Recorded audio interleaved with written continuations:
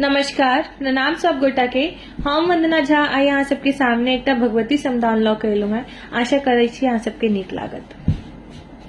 आजू के दिनमा जतरा छनी माई के, जतरा छनी माई के, आजू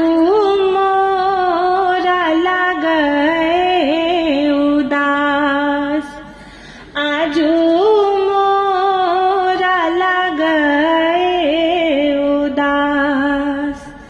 आजू के दिनमा जतरा छनी माई के, जतरा छनी माई के, आजू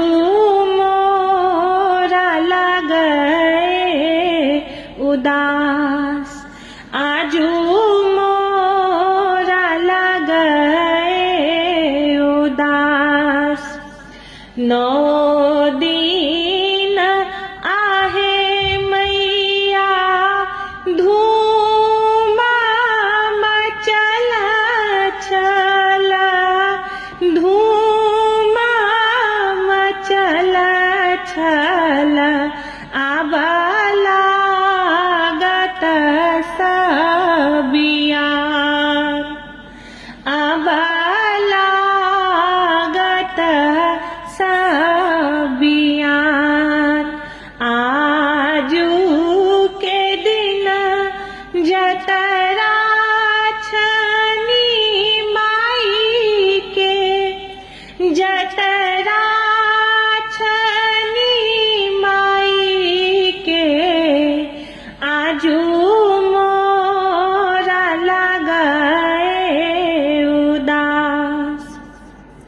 कए धय अहाँ मैया पूजा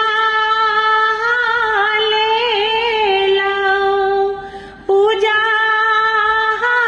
ले लऊ। धन्य भेल सेवका तोहार, धन्य भेल सेवका तोहार।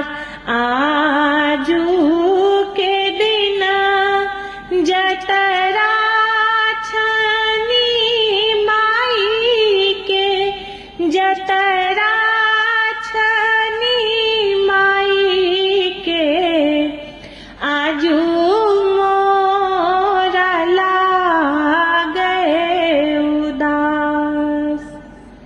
कली जोड़ी आहे मैया बिनती करई छी, माई बिनती करई छी।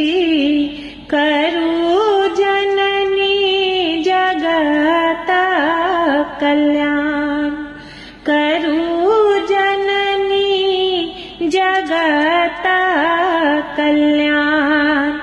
आजू के दिनमा जतरा छनी माई के, जतरा छनी माई के, आजू मोरा लगे उदास।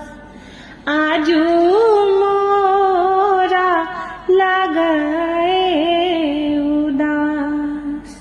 धन्यवाद।